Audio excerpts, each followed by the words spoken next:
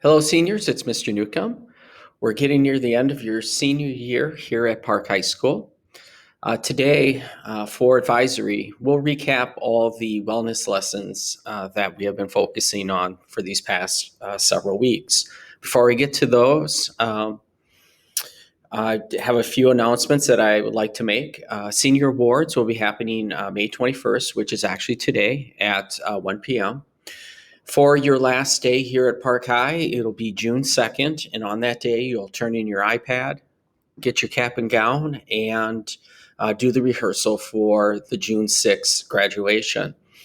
Um, Leading up to June 2nd, you do want to make sure that you paid your graduation fees. It did open April 21st. I'm sure you still can pay them.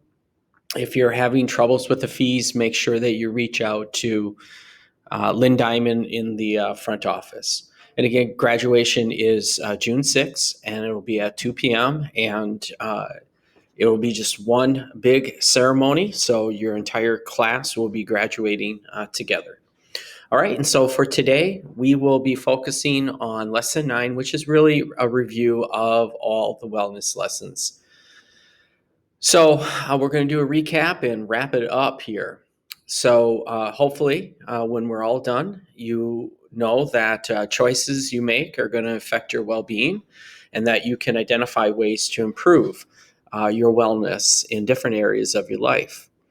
And so when we look at what you have been doing towards your wellness, those are the things, think about the past several weeks, what we have been focusing on, and whether or not it is your physical wellness or your mental wellness, financial wellness, whatever it is. And so when I think of, like my physical wellness, I've been trying to consciously focus on my physical well-being on a daily basis, whether it's just doing some simple exercises or being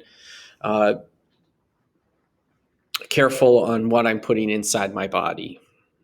In terms of my environmental wellness, I am this year making a conscious effort to kind of look at my level of waste.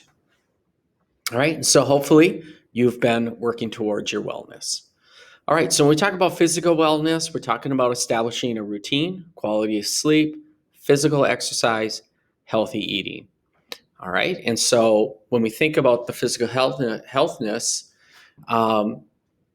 what part of physical health is the easiest for you and the hardest?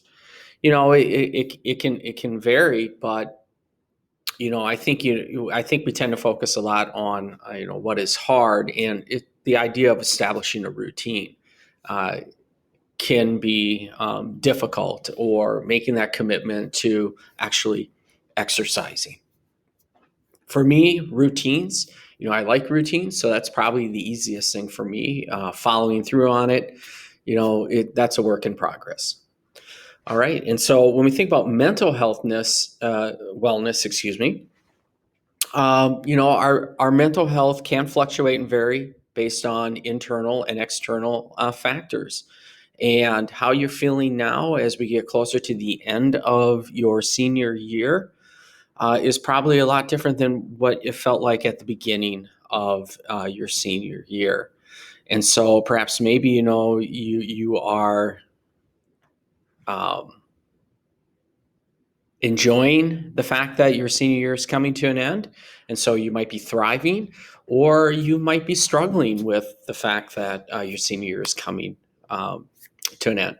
But, it's very normal to move back and forth on the continuum throughout your lives. And when you find yourself struggling, you want to make sure that you definitely reach out.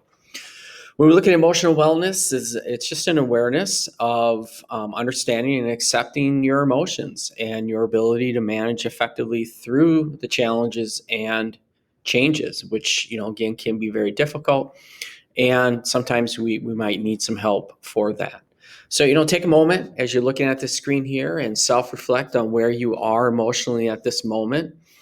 And is that where you want to be? And if it doesn't, try to think of a plan to move you in a better direction. All right, so what does environmental wellness kind of look like in your life? Be respectful, kind, and inclusive to the people around you. Keep your room clean and organized. Throw garbage in the trash can. Recycle what can be recycled. Not everything is recyclable, even though it might have a symbol on it. It all depends on our community. Enjoy nature and go for a walk or a bike ride, or if you have a kayak or a canoe, do that as well. Use a reusable water bottle. Turn off the water while brushing your teeth and turn off lights when not in use. So, on that list, some of those are easy things that you can do.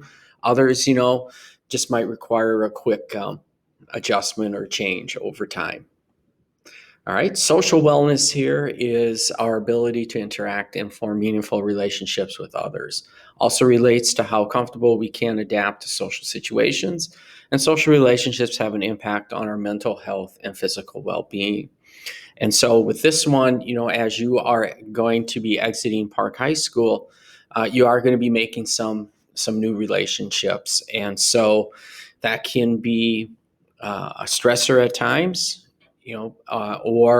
Some people again thrive on being able to develop new relationships. But social wellness is equally important, like all the other ones.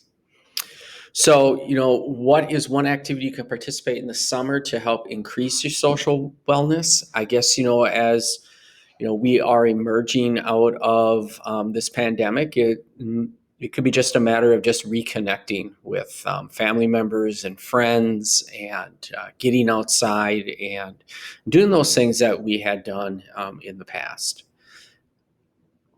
I am looking forward to more summer adventures here that's going to bring me in contact with people that I may not have seen over the past year or 2 years. Spiritual wellness, choose to spend time with people who share your values and beliefs, making it easy to make positive choices. Be intentional about aligning your thoughts and actions with your values and belief and what you believe is the wrong and right. What is wrong and right? Evaluate your identity by asking yourself if it is truly connects to your purpose and values. So the spiritual wellness, I think sometimes we might associate it more with like a religion, and that's part of it, but it's also about, again, your own constitution, your own views and values. And at times, we have to reevaluate those. Occupational wellness. This is something that might be on your mind here as we're moving into the summer here and talking about perhaps jobs, and this job could set you down your career path. Don't settle. Keep motivated to work towards what you want. Increase your skills and knowledge to advance your occupational wellness goals. All this is part of occupational wellness. Find the benefits and positives in your current job. Create connections with your coworkers. So that we're talking about networking. Avoid overworking yourself. Find work-life balance. That's a challenge in itself. I mean, all that can speak to your social and your emotional and your spiritual and mental health, wellness as well. Enjoy what you do and do what you enjoy. Do what you enjoy. Write out your occupational goals and create a plan to reach them. It's okay to do that now and then, kind of setting here's where I'm at, here's where I like to go, and here's what I have to do to meet where I want to go. Talk to a career counselor or someone you trust if you feel stuck. Having a mentor is always a good thing. Financial wellness. Financial wellness is having financial security and financial freedom of choice in the present and in the future, effectively managing your economic life. And money is one thing that really weighs heavily on individuals. It can be a major stressor, so it's important to take time for financial wellness. Your budget. I know we're just, for many of you, you're just kind of starting out with this idea of a budget, but a tool you have used to budget. There are a number of apps out there that can help you budget. And even the bank that you go with might have some tools to help you budget. But I think, the concept and the idea behind a budget is kind of looking at, here's what I need to do and here's what, I want to do. Your needs and wants, and trying to find a balance there is important.